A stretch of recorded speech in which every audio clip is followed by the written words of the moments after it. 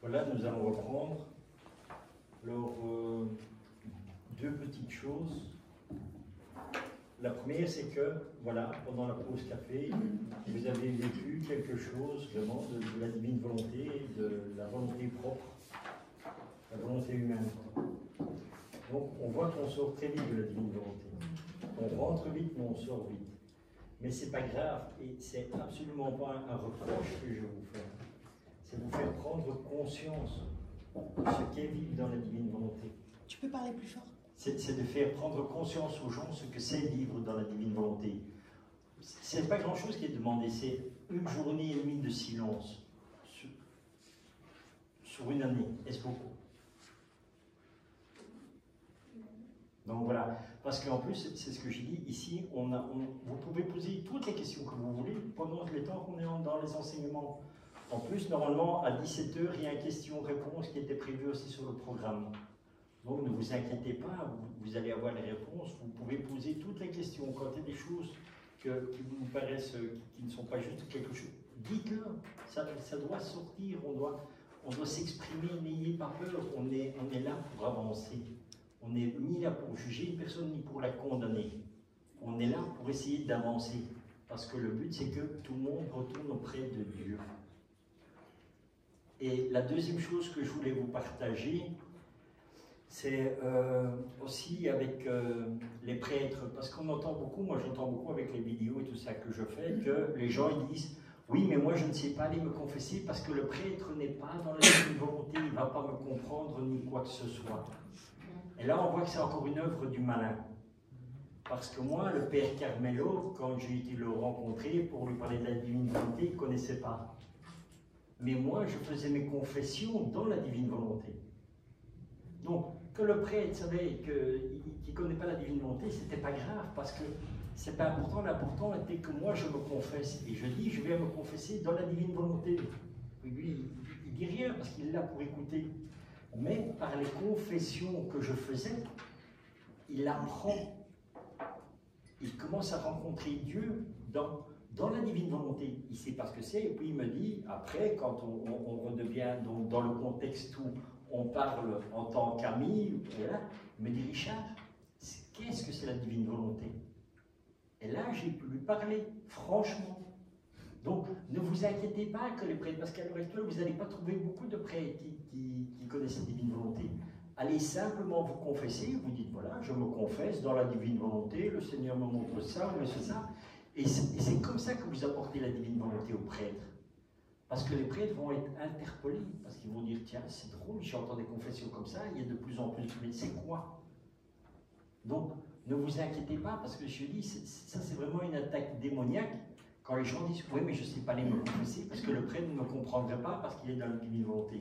Déjà, ce n'est pas le prêtre qui va vous comprendre, parce que lui, il est l'intermédiaire entre lui et Dieu, entre vous et Dieu.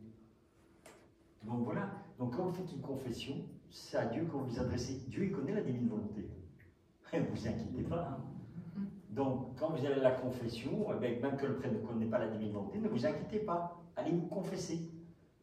Et le Seigneur agira, et le Seigneur touchera le cœur du prêtre dans le sacrement de la confession aussi. Et voilà. Et c'est comme ça que nous aurons ce partage. Voilà les deux petites parenthèses que je voulais faire avec vous. Alors, continuons. Ici, voilà aussi encore quelque chose de très très important. La divine volonté, donc, ce n'est pas une nouvelle dévotion, mais réellement une vie nouvelle. Une vie nouvelle, pourquoi? Parce qu'elle est renouvelée en Dieu. Nous abandonnons, comme on dit, le vieil homme, et nous nous laissons venir, envahir, investir du Seigneur. Nous disons, Seigneur, prends toute la place que tu veux. Fais que tout ce qui n'est pas de ta volonté, tout ce qui n'est pas de toi, ne soit plus en moi, ne vive plus en moi, mais que toi seul vis en moi. Et donc vous allez voir, c'est ce que j'ai dit, la divine volonté, ça ne va rien être d'extraordinaire extérieurement, vous n'allez rien voir. Tout est intérieur. Et tous les actes que vous allez poser, donc, c'est pas faire des choses extraordinaires, non, non, c'est vous allez balayer dans la divine volonté. Vous faites la vaisselle dans la divine volonté. Vous allez conduire vos enfants à l'école, vous les conduisez dans la divine volonté. Vous faites tout avec Jésus. Mais extérieurement, ça ne va rien changer. Mais vous, vous savez que vous le faites avec Dieu, donc ça devient un acte divin. Et c'est pour ça, dans la divine volonté, vous ne savez même pas tomber dans l'orgueil. Parce que vous ne voyez rien de ce qui se passe. Il n'y a rien des choses extraordinaires, rien. Vous restez. Par contre, le jour où vous allez être au ciel, là, vous allez voir tous les actes que vous avez posés dans la divine volonté. Vous allez voir que des lumières, que des hosties, que des vies divines. Vous dites, waouh, c'est quoi ça? Ben voilà, c'est tous les actes que tu as posés dans la divine volonté. Et ici, dans le livre du ciel au tome 14 du 6 juin 1922, la croix et la sainteté des âmes qui vivent dans la divine volonté ressemblent à la croix et à la sainteté de Jésus. Il s'agit exclusivement d'une vie divine, aucunement humaine, et c'est uniquement ma volonté qui forme la sainteté divine dans l'âme. Donc voilà pourquoi la sainteté dans la divine volonté est la sainteté des saintetés. Nous, en vivant dans la divine volonté, nous sommes au-dessus de tous les saints. Pas de nous, encore une fois, parce qu'on n'a aucun mérite, on n'a aucune vertu, on n'a rien. Uniquement ma volonté qui forme la sainteté divine dans l'âme. C'est Jésus qui fait que nous sommes saints. Et nous sommes au-dessus de tous les saints qui ont existé. Nous sommes les derniers, comme Jésus dit. Les premiers seront les derniers, et les derniers les premiers. Nous sommes les derniers, parce que nous connaissons la divine volonté, et nous serons les premiers, parce que nous avons la sainteté de Dieu, qui surpasse toutes les saintetés. Donc vous voyez la vie, vous vous imaginez la vie du Padre Pio, dans toute cette souffrance, dans tout ce qu'il a fait, et vous arrivez, merci Seigneur, et vous Padre Pio. Ah, bah oui. Par contre, ce qui est beau dans la divine volonté, qu'il faut comprendre, nous prions les saints pour avoir quelque chose, normalement. Et dans la divine volonté, c'est tout l'inverse. Dans la divine volonté, Dieu nous fait grâce de pouvoir reproduire la vie de tous les saints dans la divine volonté. Donc c'est dire par exemple, comme c'était la fête du Padre Pio, mais en général tous les saints du jour, aujourd'hui c'est Saint Jérôme. Eh bien qu'est-ce que nous pouvons faire dans la divine volonté pour Saint Jérôme? On dit Seigneur, tout ce que Saint Jérôme a fait dans sa vie. Donc c'est lui qui a traduit la Bible, d'accord? Donc toutes les traductions qu'il a faites, toute sa vie de prière, toute sa vie de contemplation, Seigneur, nous la refaisons dans ta divine volonté et nous te l'offrons. Offrons-la au Père pour lui rendre gloire, parce que c'est le Père qui avait tout donné. Et quand nous avons fait juste cette petite prière, boum, au ciel, ça a un jet de lumière de la divine volonté, et Saint Jérôme, il bénéficie, comme on dit, il grandit dans la sainteté. Parce que à son époque, il n'y avait pas la divine volonté, il ne connaissait pas, il ne savait pas vivre dedans, mais Jésus nous dit, dans la divine volonté, vous pouvez faire ce que vous voulez. Et ça, c'est la plus belle prière qu'on peut faire. C'est le Père, moi j'aimais bien ce que le Père Dominique Duthesne il disait. Toi, tu as la photo sur ta table de nuit de la petite Thérèse. Eh bien maintenant, c'est la petite Thérèse. C'est toi qui as la photo de la petite Thérèse et qui rend gloire à la petite Thérèse. Et la petite Thérèse, elle a ta photo sur son nuage. Et elle dit, oh, c'est telle personne qui prie pour moi dans la divine volonté. Voilà. Ça, c'était quelque chose que le Père Dominique Duthesne a partagé. Voilà, ce n'est plus nous qui demandons quelque chose aux saints, c'est les saints qui nous demandent de refaire leur vie dans la divine volonté. Voilà. Donc, encore une fois, c'est pour rendre gloire à Dieu. Et c'est ça qui est extraordinaire. Et encore une fois, c'est ce que je dis, nous ne faisons rien. On prend les choses, on les fait nôtres, on met notre petit je t'aime dessus et on le donne à Dieu. Voilà. Et c'est encore une fois une explosion d'amour.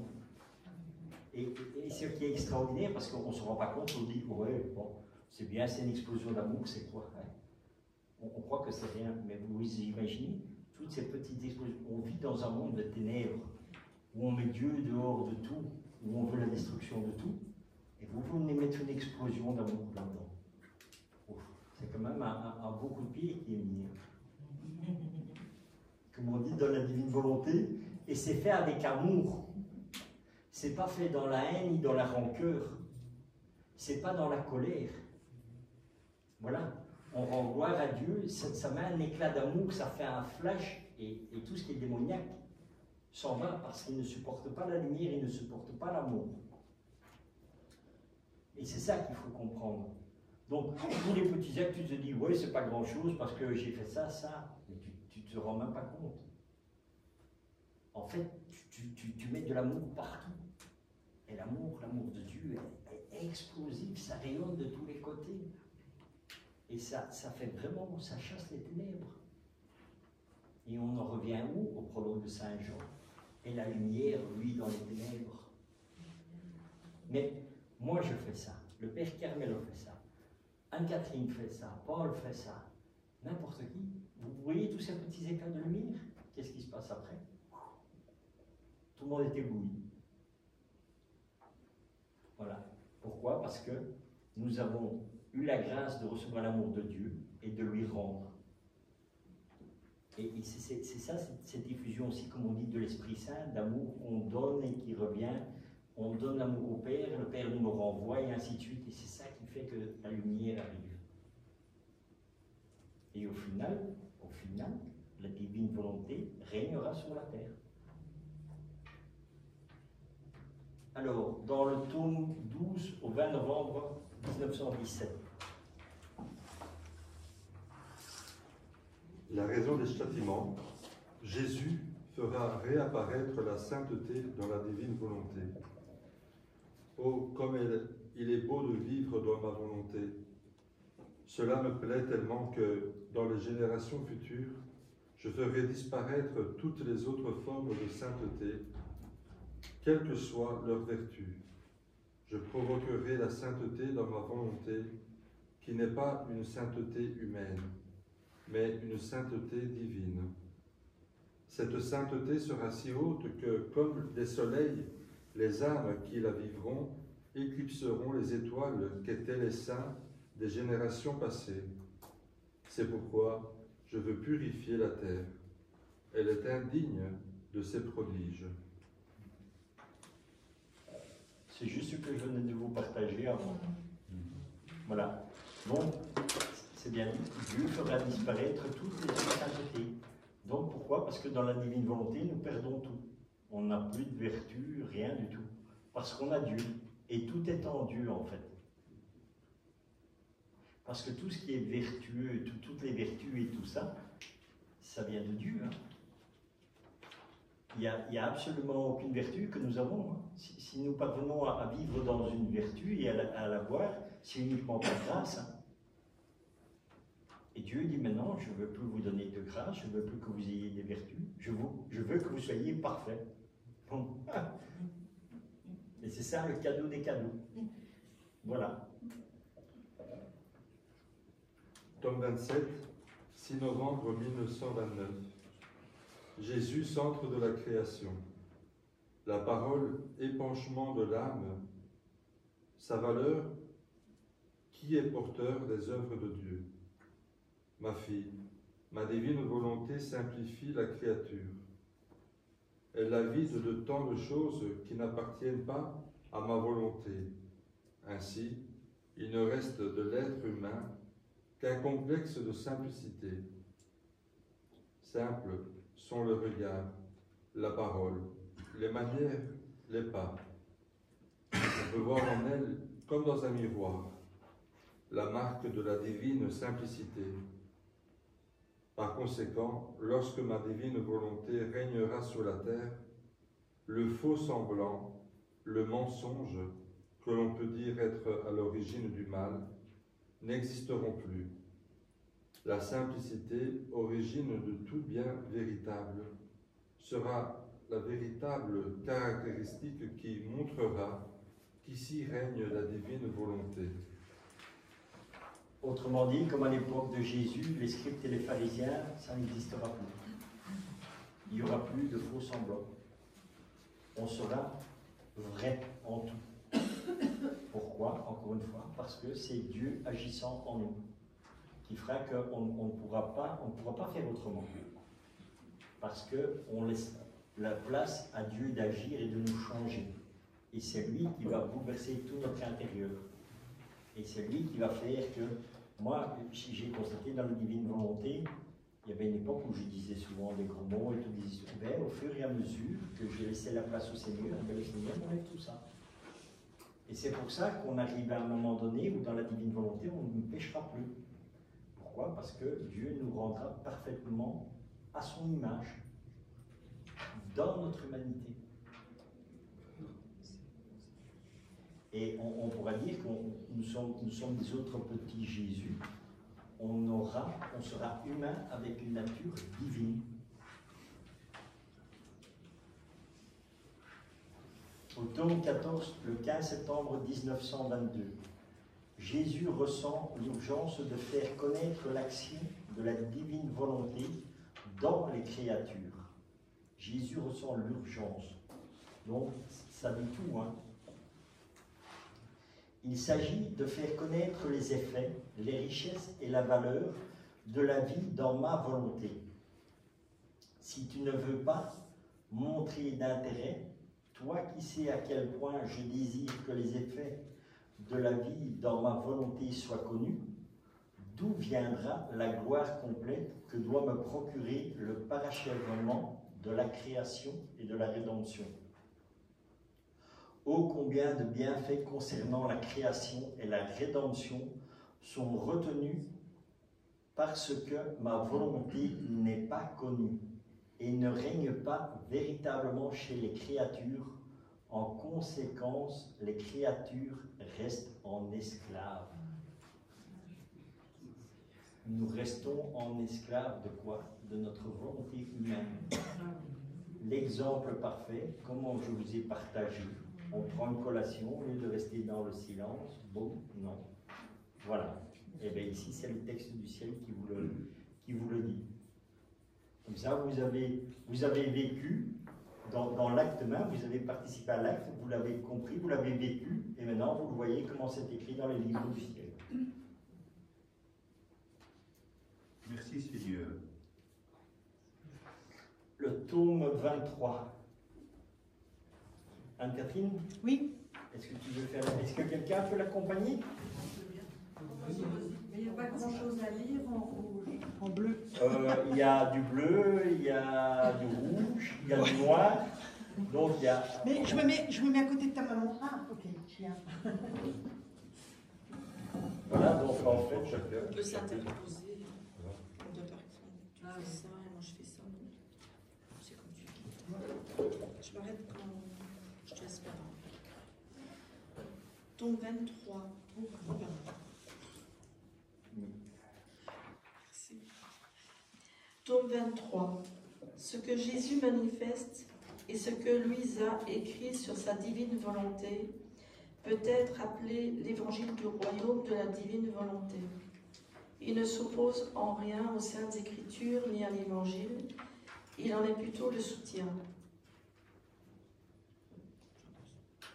Ma fille, toutes mes œuvres se soutiennent les unes les autres. Le signe qu'elles sont mes œuvres, c'est que l'une ne s'oppose pas à l'autre. Elles sont tellement reliées entre elles que l'une s'appuie sur l'autre. Cela est si vrai qu'après avoir formé mon peuple élu, d'où devait naître le Messie annoncé, j'ai formé les prêtres dans ce même peuple pour instruire et préparer au grand bien de la rédemption. Je leur ai donné des lois, des manifestations et des inspirations qui ont constitué les Saintes Écritures, que l'on appelle la Bible, et chacun s'appliquait à l'étudier. C'est pourquoi, avec ma venue sur terre, je n'ai pas détruit, mais plutôt soutenu les Saintes Écritures, et mon évangile annoncé ne s'opposait en rien aux Écritures. Les deux se soutenaient admirablement. Je formais l'Église naissante et le nouveau sacerdoce qui ne se détache. Après quoi, je, Louisa, pensais, à quoi vont servir ces écrits sur la divine volonté? Et Jésus, mon très grand bien, se manifestant en moi, me dit: Ma fille, toutes mes œuvres se soutiennent les unes les autres. Le signe qu'elles sont mes œuvres, c'est que l'une ne s'oppose pas à l'autre. Elles sont tellement reliées entre elles que l'une s'appuie sur l'autre. Cela est si vrai qu'après avoir formé mon peuple élu, d'où devait naître le Messie annoncé, j'ai formé les prêtres dans ce même peuple pour instruire et préparer au grand bien de la rédemption. Je leur ai donné des lois, des manifestations et des inspirations qui ont constitué les Saintes Écritures que l'on appelle la Bible, et chacun s'appliquait à l'étudier. C'est pourquoi, avec ma venue sur terre, je n'ai pas détruit, mais plutôt soutenu les Saintes Écritures. Et mon évangile annoncé ne s'opposait en rien aux Écritures. Les deux se soutenaient admirablement. Je formais l'Église naissante et le nouveau sacerdoce qui ne se détache ni des Saintes Écritures, ni de l'Évangile. On les étudiait attentivement pour instruire le peuple. Et l'on peut dire que quiconque ne veut pas puiser à cette source bienfaisante ne m'appartient pas, car elle est le fondement de mon Église et la vie même qui forme le peuple. Or, ce que je manifeste sur ma divine volonté, et que tu écris peut être appelé l'évangile du royaume de la divine volonté. Il ne s'oppose en rien aux Saintes Écritures ni à l'évangile que j'ai annoncé lorsque j'étais sur terre. En fait, on peut l'appeler le soutien des deux. C'est pourquoi je permets et demande aux prêtres de venir, qu'ils lisent l'évangile du royaume de mon divin fiat, pour que je puisse leur dire, comme à mes apôtres, allez dans le monde entier prêcher l'évangile, car je me sers de mes prêtres dans mes œuvres. Et tout comme j'avais des prêtres avant ma venue pour préparer le peuple, et les prêtres de mon Église pour confirmer ma venue, et tout ce que j'ai dit, j'aurai aussi les prêtres du royaume de ma volonté. Voici, c'est à cela que serviront toutes les choses que je t'ai manifestées, toutes les vérités surprenantes et les promesses de tant de biens que je veux accorder aux enfants du fiat voluntas tua, que ta volonté soit faite. Ce sera l'évangile, la base, la source inépuisable, où chacun viendra puiser la vie céleste, le bonheur terrestre et la restauration de sa création. Oh, combien seront heureux ceux qui viendront avidement boire et à grande gorgée à ces sources de connaissance, car elles auront la vertu d'apporter la vie du ciel et de bannir toute tristesse.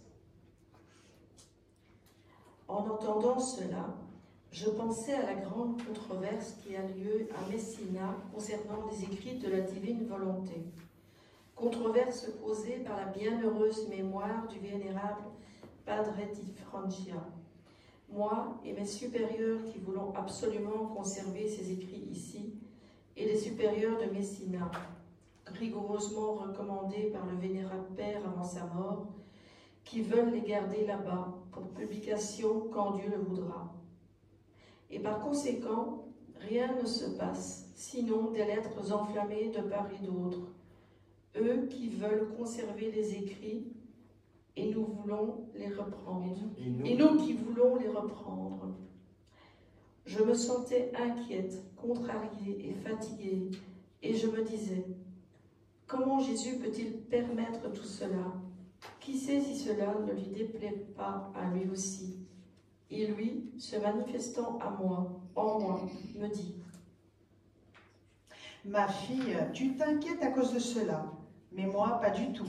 Et je n'en suis pas contrariée. Je me réjouis au contraire de voir l'intérêt que prennent les prêtres pour ces écrits qui formeront le royaume de ma volonté. Cela veut dire qu'ils en apprécient le grand bien et que chacun voudrait garder pour soi un si grand trésor afin d'être le premier à le communiquer aux autres. Et alors que la controverse se poursuit, on consulte les uns et les autres pour savoir ce qu'il faut faire. Je suis heureux que mes autres ministres apprennent l'existence du grand trésor, de faire connaître le royaume de ma divine volonté. Je me sers de cela pour former les premiers prêtres de la venue du royaume de mon fiat.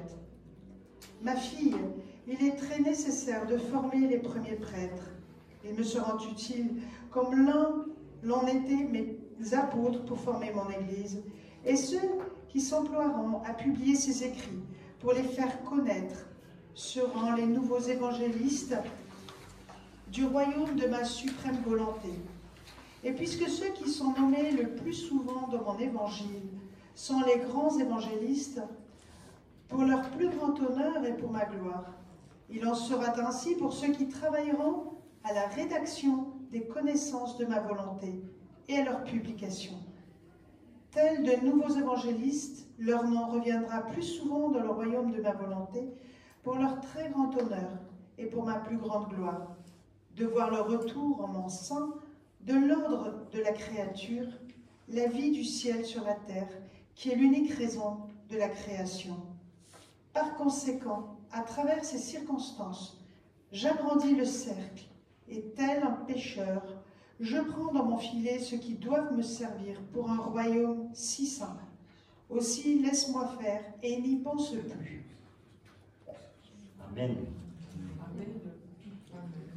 Voilà, donc ici, ce que nous voyons clairement, c'est bien dit que l'un supporte l'autre, l'un s'embrique dans l'autre. Donc c'est ce que je dis, les livres du ciel tout seul, ça ne fonctionne pas. Le livre du ciel avec la Sainte Écriture, là ça fonctionne. L'Église avec ses sacrements, ça fonctionne. Le catéchisme de l'Église catholique, tout ça ensemble fonctionne. L'un ne va pas sans l'autre. Et ça, c'est tout à fait bien détaillé ici. Et c'est ce que je dis, comme le Seigneur dit, l'évangile du royaume, comme il dit, appelé l'évangile du royaume de la divine volonté, qu'est-ce que c'est? C'est uniquement la mise en lumière de l'évangile que nous avons reçu quand Jésus est venu. Ce n'est qu'une lumière, en fait. Une lumière pour éclairer la parole de Dieu, pour éclairer toute la connaissance. Tout ce qui se trouve dans la Sainte Écriture est mis en lumière. Et nous aurons cette compréhension comment? Selon la place que nous avons laissée au Seigneur dans la divine volonté. Parce que au plus nous lirons les livres du ciel, au plus nous méditerons, au plus de lumière sera en nous. Et au plus nous aurons la connaissance. Et c'est ça que Jésus veut quand nous sommes dans la divine volonté. La première chose, c'est l'intention. La deuxième chose, c'est la connaissance. Et la connaissance de quoi? La connaissance de Dieu. Et comment peut-on connaître Dieu? Par la parole de l'Évangile. En allant à la Sainte Messe. Quand le prêtre lit l'Évangile et après qu'il fait son homélie, c'est une connaissance de Dieu que nous recevons. Et non seulement ça, en lisant les livres du ciel, plus nous, personnellement, en lisant l'Évangile ou un passage de la Bible, nous serons éclairés selon ce que nous avons laissé comme place à Dieu. Si on ne lit pas grand-chose, c'est sûr qu'on n'aura pas beaucoup de lumière. Et si nous lisons la totalité, eh bien, nous serons très éclairés. Pourquoi? Encore une fois, simplement parce que Jésus dit, dans les livres du ciel, chaque mot est une lumière. Donc, si tu as lu les 36 tomes, tu as reçu toute la lumière nécessaire. Et c'est pas parce que tu as fini de lire les 36 tomes que c'est fini, hein? Non, non. Après, recommence. Mais tu verras, le Seigneur te mettra sur un autre chemin. Il va te dire, au lieu de retourner au premier tome, il va te dire, tiens, je veux que tu relises tel livre, parce que tu as des choses à découvrir. En fait, les livres du ciel, c'est comme la Bible. Hein. Tu peux la lire 200 fois. 200 fois, tu vas apprendre quelque chose de nouveau. Hein. Et en fait, c'est ça dans l'éternité. En vivant, il faut se rendre compte que nous allons vivre éternellement avec Dieu. Et que dans l'éternité, tu ne connaîtras jamais Dieu. Parce que quand tu auras découvert quelque chose de Dieu, le Seigneur va dire, c'est bien, tu as vu ça. Mais là, est-ce que tu connais ce chemin-là? Ah non, Seigneur. Eh bien, boum, Il va t'amener. Et quand tu vas arriver, tu arriveras au bout et il va dire, c'est bien, mais tu connais rien. Parce que là, regarde où. Et c'est ça. Et c'est ça la vie dans l'éternité avec Dieu. Pourquoi? Parce que l'amour grandit à chaque fois. Et nous, quand nous posons donc des actes dans la divine volonté ici, nous faisons grandir l'amour. Mais nous faisons grandir l'amour au ciel dans l'éternité. Et c'est ça qu'il faut comprendre. Et c'est pour ça que Dieu est infini. Et comme nous vivons dans la divine volonté et nous vivons avec Dieu et en Dieu, eh bien, nous entrons dans l'infini avec lui. Et dans l'éternité, c'est un temps présent éternellement béni dans l'amour et la paix de Dieu. Et honnêtement, humainement, je ne saurais pas vous le décrire. La seule chose que je peux vous dire, c'est que c'est extraordinaire. Et que, croyez-moi, quand vous avez la grâce d'avoir connaissance de ça, vous ne voulez plus rien d'autre. Et il n'y a plus rien d'autre qui est intéressant. Voilà. Et c'est ce que je dis, le plus beau jour de votre vie, vous ne vous en rendez pas compte, mais le plus beau jour de votre vie, c'est le jour où vous allez mourir. Parce que c'est ce jour-là où vous allez être face à face avec Dieu. Et Dieu sera là devant vous et va dire, je t'aime. Si tu savais comme je t'aime, viens. Et on a cette force irrésistible d'être attiré vers Dieu et pour vivre en Dieu. Et là, plus de souffrance, plus de haine, plus rien, juste l'amour là. Mais je dis, humainement, il n'y a pas de mots.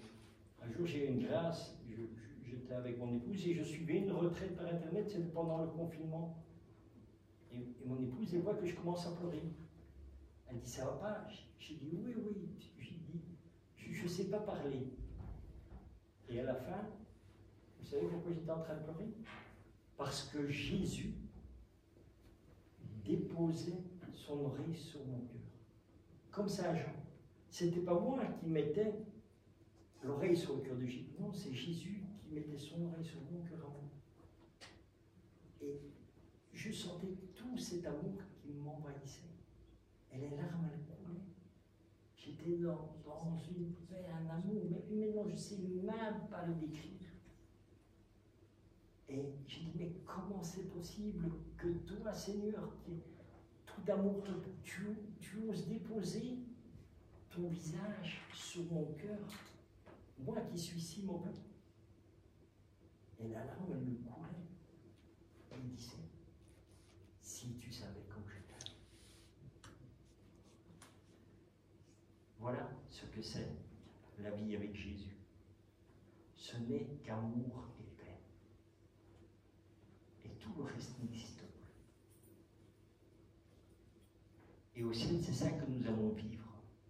Nous allons vivre cet amour intense entre nous, entre moi, la créature, et Dieu, mon Créateur.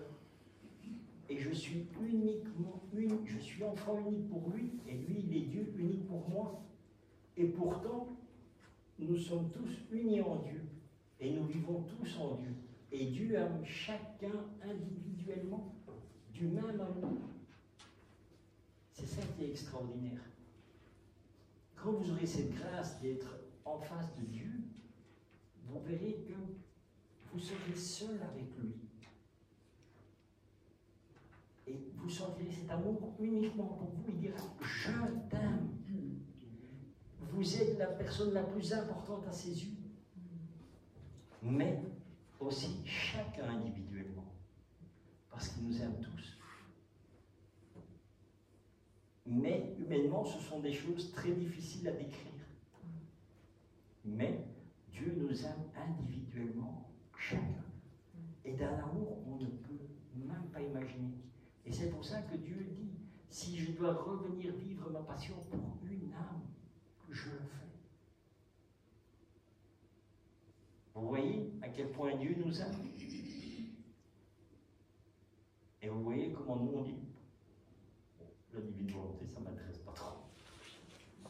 Voilà notre ingratitude. Il nous aime tellement qu'il dit, Moi, je viens tout faire en toi pour que tout soit parfait. Que tu sois réellement mon image et que tu sois aussi là avec moi.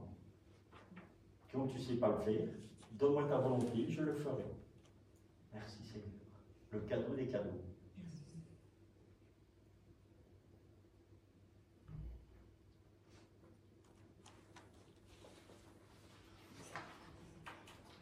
Tome 19.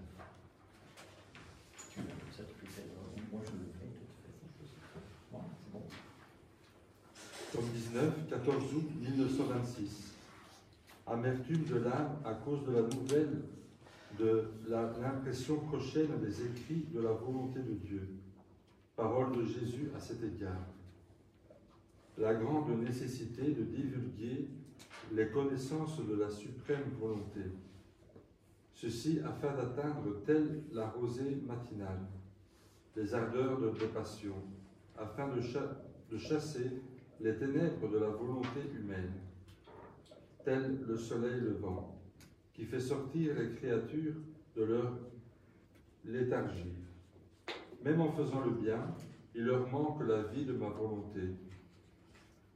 Mes manifestations à son sujet ont l'effet d'un baume qui active la cicatrisation des plaies causées par la volonté humaine. Celui qui aura la chance de les intégrer sentira couler en lui une nouvelle vie de lumière, de grâce, de force, dans le plein accomplissement de ma volonté.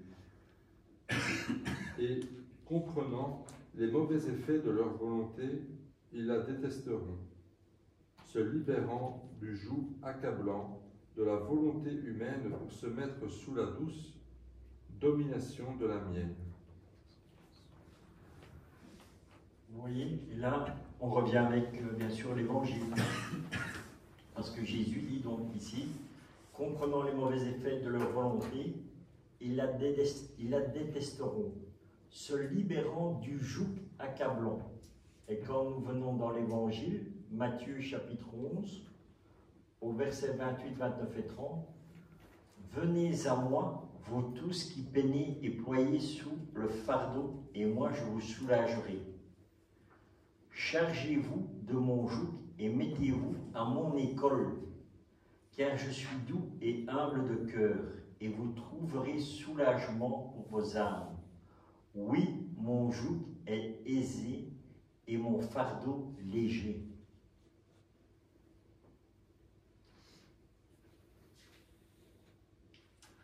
Ma fille, le règne de ma volonté est indestructible. Dans les connaissances la concernant, j'ai mis tellement de lumière, de grâce et d'attraction pour qu'ils soient victorieux. Lorsqu'elles seront connues, après une douce bataille livrée à la volonté humaine, elles en sortiront gagnantes.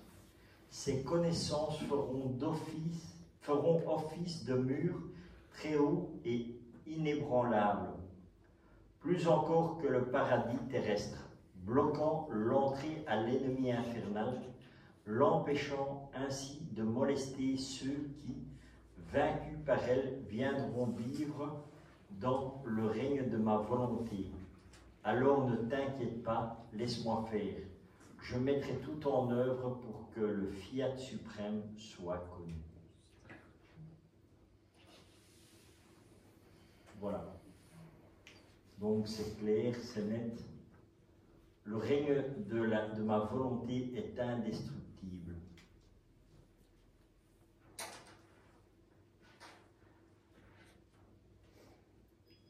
Que fait-on? Normalement, c'est une question-réponse. Est-ce qu'il y a quelques questions concernant un peu tout ce que l'on a vu jusqu'à présent? Et on peut continuer par la suite. Oui, on va faire passer le micro si ça ne vous dérange pas. Donc, vous levez simplement le bras comme ça, alors on vous partagera le micro. Merci.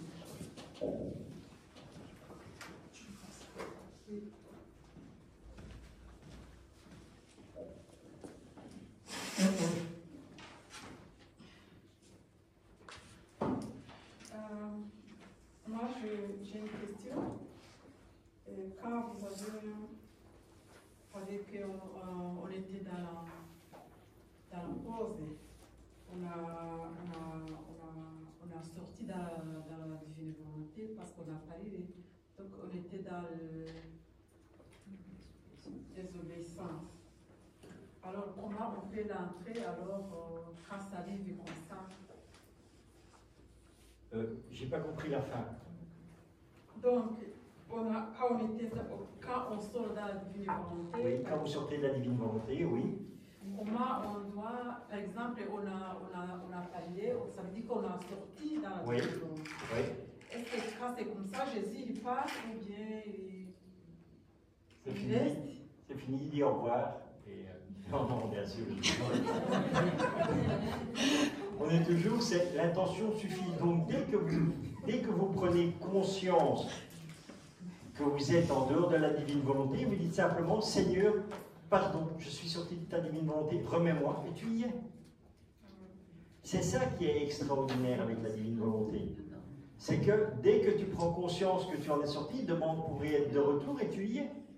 Tu dis, Seigneur, pardon, je suis sorti de ta divine volonté, je te demande la grâce de m'y remettre et tu y es.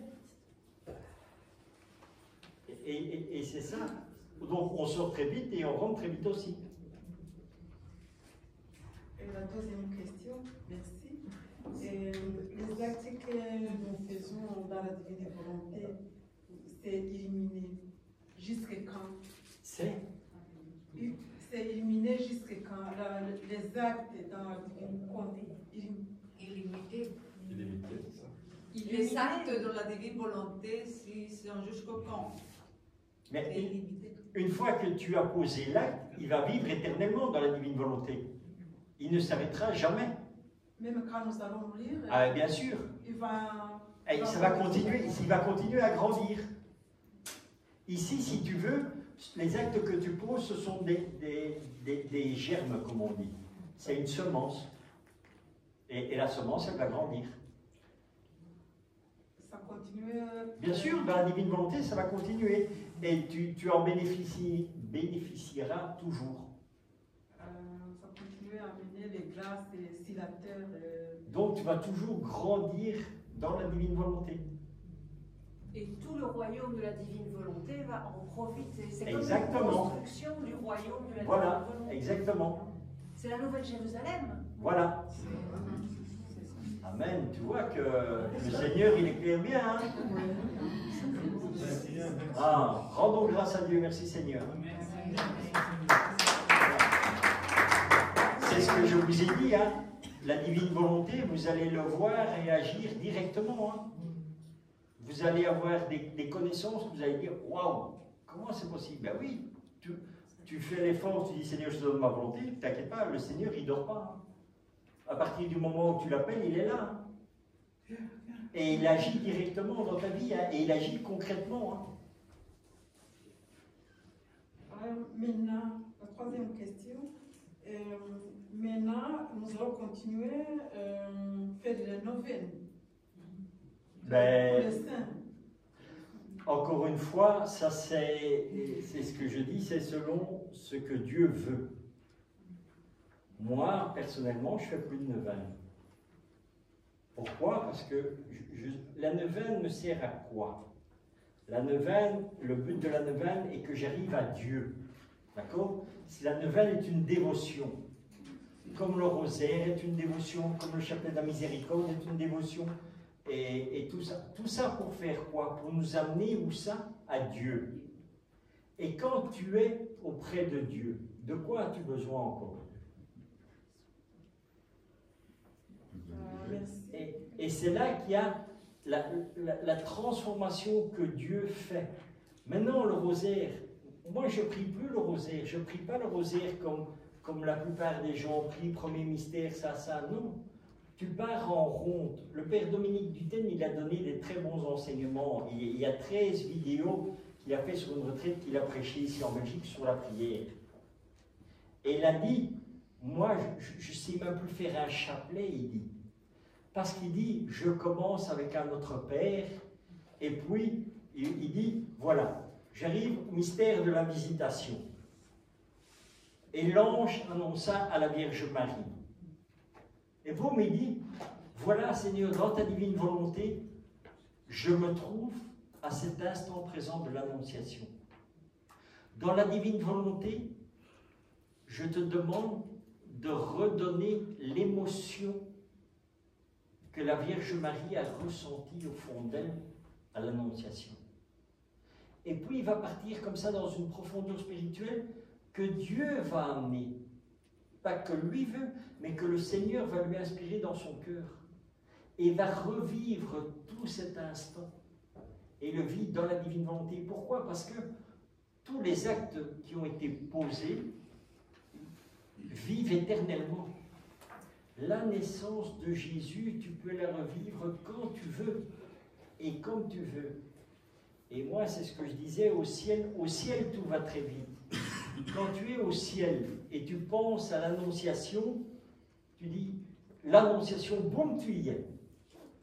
Tu dis, maintenant, je veux être sur le mont Tabor. De la naissance, boum, tu es au mont Tabor. Du mont Tabor, tu dis, boum, je veux être à la crucifixion. Tu y es. Pourquoi? Parce que, moi, je disais à Jésus, tout est rapide, et quand tu arrives sur la terre, je dis, mais qu'est-ce que tout est lent? Au ciel, tu dis, voilà, allons à New York, allons dans toutes les églises de New York, allons devant tous les tabernacles, mettons-nous à genoux, commençons à faire une adoration. Poum, tu y es. Et puis tu es ici sur la terre et tu dis, ah Seigneur, allons à New York. Ah ouais, à New York, attends, hein, on va d'abord acheter un billet d'avion. Après, quand tu as ton billet d'avion, tu as je ne sais pas combien d'heures de vol pour arriver, quoi.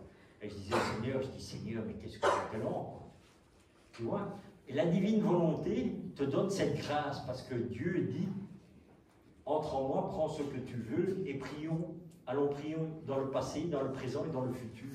Et là, tu voyages comme au ciel. Tu vois? Tu vas aussi vite qu'au ciel, en fait. Et c'est ça la différence de la prière dans la divine volonté. Donc, ta neuvaine, tu peux la faire. Parce qu'aucune prière n'est mauvaise et rien n'est perdu. Ça reste humain. Merci. La dernière question, c'est comment nous allons vivre avec dans notre famille ou bien dans les groupes de prière. Parfois, ils nous demandent de prier avec, demandent les services et tout ça. Comment nous allons vivre avec les groupes de prière pour annoncer la divine volonté? Mais déjà, la divine volonté, moi c'est ce que je dis, la divine volonté, moi j'en parle pas. Je la partage ici avec vous. Et qu'est-ce qui se passe? Il y a des gens qui savent que je vis la divine volonté, que j'apprends à vivre dans la divine volonté, à faire la divine volonté. Et voilà, et je laisse Dieu agir. Et quand le Seigneur veut qu'il y ait quelqu'un qui soit au courant, la personne, elle arrive toute seule chez moi. Donc je ne cours pas au devant ni quoi que ce soit. Dans les groupes de prière, moi personnellement, je n'y vais pas. Et dans la divine volonté, je ne peux pas dire que c'est des groupes de prière, moi je n'appelle pas ça des groupes de prière, ce sont des groupes de lecture en fait. Ce sont des gens qui se réunissent et ils se disent, voilà, aujourd'hui nous allons commencer, donc un groupe de lecture qui commence, il va dire, voilà, nous allons commencer par le tome 1, toutes les personnes qui sont intéressées, on va se réunir à tel endroit et on va partager ça, on va dire, voilà, on est par exemple lundi et on dit, voilà, on va faire le groupe le samedi, tous les samedis, eh bien, sur ta semaine, tu vas dire, voilà, nous allons lire les 20 premières pages du premier tome. Puis, tu lis ça chez toi, et puis quand tu vas arriver dans le groupe, vous allez faire un partage sur ce que vous avez appris. Et ce que vous avez appris vous, ce qu'une autre personne, et ainsi de suite. Et c'est comme ça, c'est ça qui fait la richesse et qui fait grandir les gens spirituellement aussi. C'est par les expériences que Dieu offre à chacun d'entre nous. Et que nous partageons, pourquoi? Uniquement pour la gloire de Dieu et pour que tout soit élevé et pour que la volonté et le règne de Dieu se fassent sur la terre.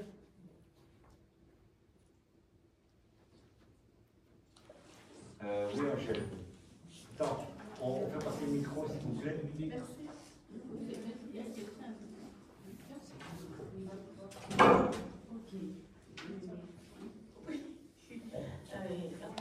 Je demande pour nous, c'est la première fois que nous assistons à cette réunion et que nous entendons parler de la divine volonté. Amen. Rendons grâce à Dieu. Merci Seigneur. Vraiment. Alors, on voudrait savoir comment on peut savoir qu'on est dans la paix. C'est la première fois. On ne sait pas ce que c'est. Comment on peut se sentir si on vraiment si on est dedans, on ne sait pas. Voilà, donc déjà la première chose, dans la divine volonté, on ne se pose pas de questions. J'ai quand même Attends, deux petites secondes. il vient de le dire, Jésus. Il a dit que tu ressentiras de la lumière en toi. Voilà. Donc, par contre, donc pour les personnes que c'est la première fois qu'ils découvrent la divine volonté, donc déjà la première chose que tu fais, tu vois déjà que c'est le Seigneur qui t'a amené ici, qu'il a mis dans ton cœur le désir. Pourquoi? Parce que ce n'est pas une question que je veux vous flatter ou quoi que ce soit, mais je connais assez bien la mentalité africaine et ce sont des grands priants. Ce sont vraiment des personnes qui cherchent vraiment à avoir une véritable vie avec Dieu. Donc ça ne m'étonne absolument pas que vous soyez ici. Parce que vous cherchez réellement Dieu et vous voulez vraiment faire la volonté de Dieu. Donc c'est ce que je dis. Simplement le matin, dites au Seigneur, je te donne ma volonté. En échange, je te demande ta divine volonté. Et vous y êtes dans la divine volonté. Vous allez la vivre. Et laissez simplement Dieu agir en vous et vous faire grandir. Et commencez par lire les livres du ciel, comme pour tout le monde, pour tout un chacun. Et c'est ce que je dis. Moi, je conseille toujours aux personnes de commencer par le premier tome. Pourquoi? Parce qu'un enfant, vous lui apprenez à marcher avant de courir. Donc, commençons par le début. Si Jésus s'est donné la peine de commencer par le tome 1, c'est qu'il avait une raison. Donc, faisons ce que Dieu demande.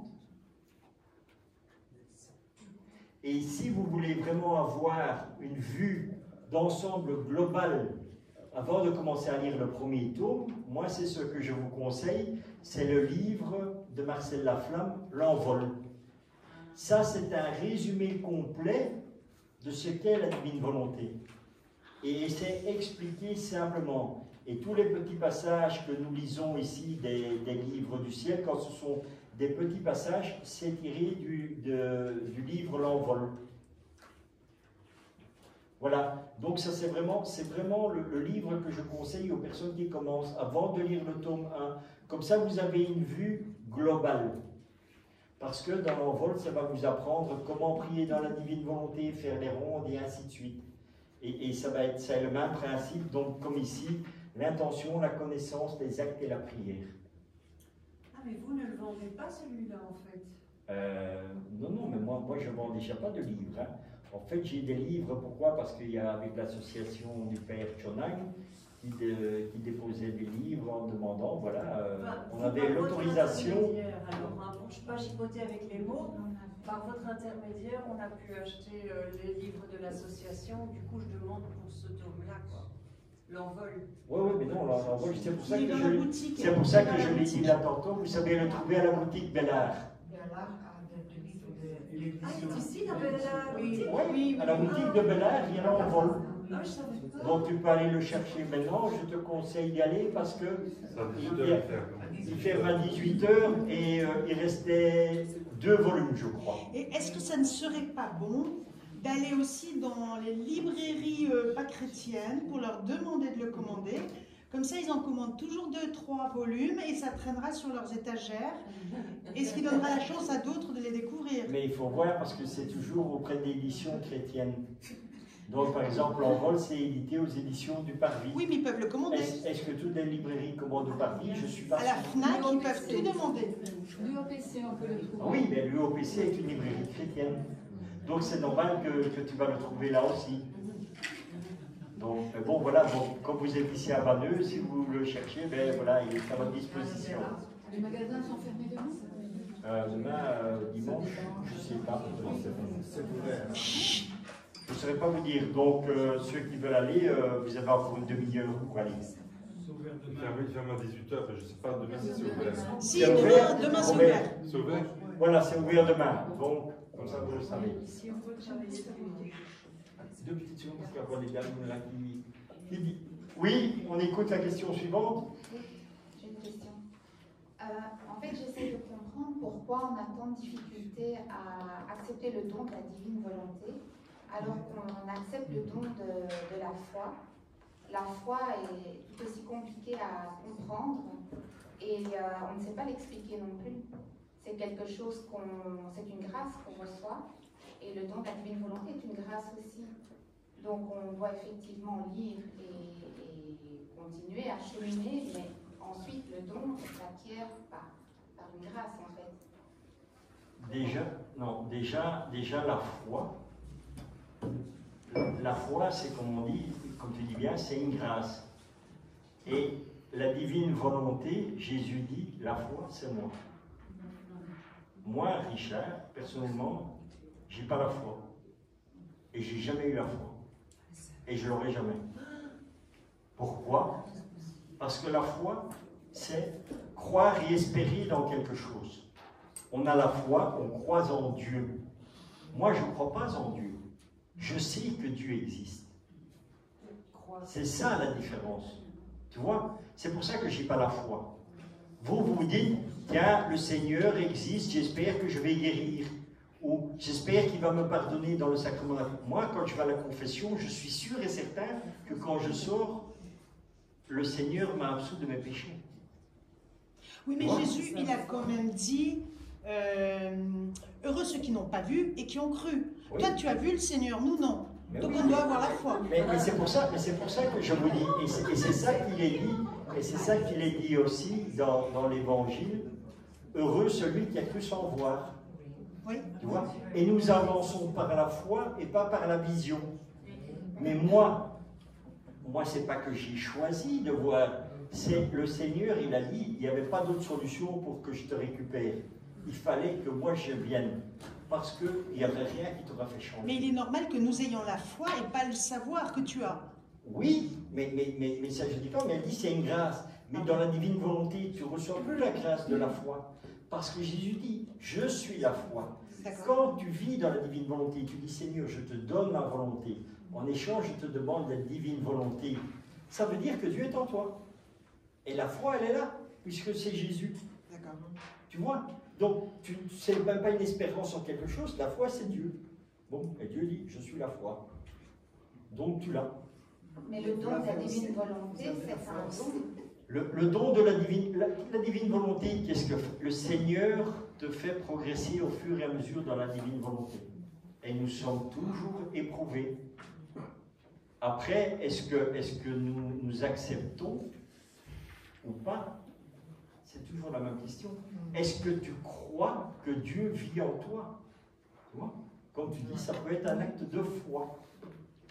Voilà. Moi, quand je dis, Seigneur, je te donne ma volonté en échange, donne-moi ta volonté, je suis sûr et certain que Dieu est là. J'ai aucun doute sur ce qu'il dit. Et c'est pour ça que je te dis, moi, je peux me faire lyncher en public quand je dis, je suis un petit Jésus. Parce que je le sais, parce que Jésus est là. Donc, si Jésus est là, je suis forcément un petit Jésus. Et pas que je vais faire des choses extraordinaires, pas que je vais marcher en lévitation, des histoires. C'est pas ça, Jésus. Jésus, c'est l'amour. Jésus, c'est toujours parler d'amour et répandre l'amour. C'est ça, Dieu. Quand Dieu, combien de fois tu peux lire dans l'Évangile où il dit, ici, j'ai pas su faire grand-chose.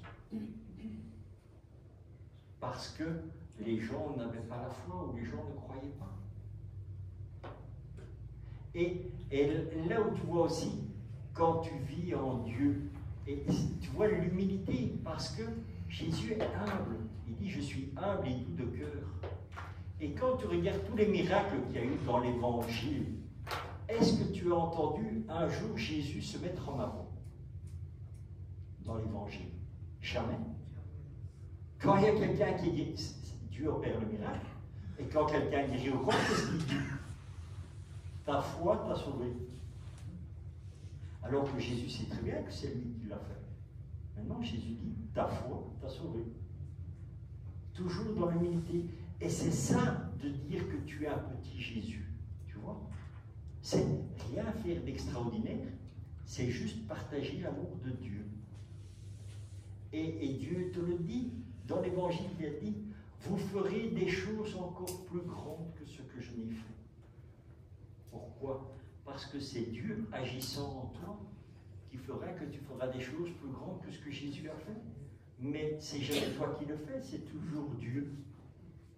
Mais il nous laissera toujours, il nous mettra toujours en valeur. C'est ça que Dieu fait. Hein? Dieu nous met en valeur, mais pas n'importe quelle valeur. Il nous met la valeur de l'amour. De l'amour et de la paix. Et je te dis, c'est pas la fanfare. Parce que là où tu vois les choses, boum, et que ça vole dans tous les sens, c'est pas Jésus ça. Quand Jésus il est venu sur la terre, est-ce que tu crois qu'il est descendu aux 40 ans à Monaco, en Ferrari, et que David Guetta était là en train de faire un concert? Non. Jésus est né dans une étable où il n'y a personne qui savait qui il était. Dieu, qui est tout puissant, qui fait tout et tout, il se fait humble et il naît dans un endroit où personne ne le sait, à part ceux que Dieu voulait qu'ils soient au courant. Tu vois? Donc, est-ce que ça a répondu à tes questions? Moitié-moitié. C'est déjà pas mal. Nous allons devoir arrêter parce que nous allons préparer la messe. Oui, mais je voudrais demander, comment nous sommes tous ensemble dans cet encadrement, comment nous pouvons reconnaître que l'un ou l'autre, nous vivons dans la volonté de Dieu? Ben, déjà que vous êtes tous ici, oui. La première chose que j'ai demandé au Seigneur, c'est que vous soyez tous dans la divine volonté. Oui. Donc tu y es. Que tu le veuilles ou non, tu y es. Et déjà de nature, naturellement, sans que je demande quelque chose, tu es déjà dans la divine volonté. Parce qu'à partir du moment où tu as eu le don de la vie, où Dieu t'a créé, c'est dans la divine volonté. C'est dans sa volonté qu'il t'a créé. Mais quand nous rencontrons, disons, un autre prêtre, notre curé ou notre, je ne sais pas quoi, comment nous pouvons s'imaginer ou savoir qu'il vit dans la divine volonté? Ah ça, tu ne le sais pas. Tu le découvriras au fur et à mesure que tu vivras dans la divine volonté. Le Seigneur t'apportera lui-même les lumières. Voilà. Et une chose encore très importante, et je vais terminer là-dessus, la divine volonté, c'est entre vous et Dieu. C'est pas entre vous et une personne. C'est pas dire après, demain, oui Richard, c'est ça, c'est la divine... Non, non. Richard, il était là, il a partagé un temps de la divine volonté avec vous. Après, pour cheminer dans la divine volonté, c'est entre vous et Dieu. Et pas suivre ce que Richard sait, parce que là, ça devient de l'idolâtrie, et voilà, et ça n'a rien à voir. Là, je deviens un gourou de secte et toutes ces histoires-là, donc ça ne marche absolument pas. Donc après, c'est entre vous et Dieu. Les confessions. Tantôt. C'est pas maintenant. Oui, bien sûr, c'est après 20 heures. Ah oui, mais tu vois, on va à la messe sans confession. Ah oui. Tu as dit confession. Bien sûr.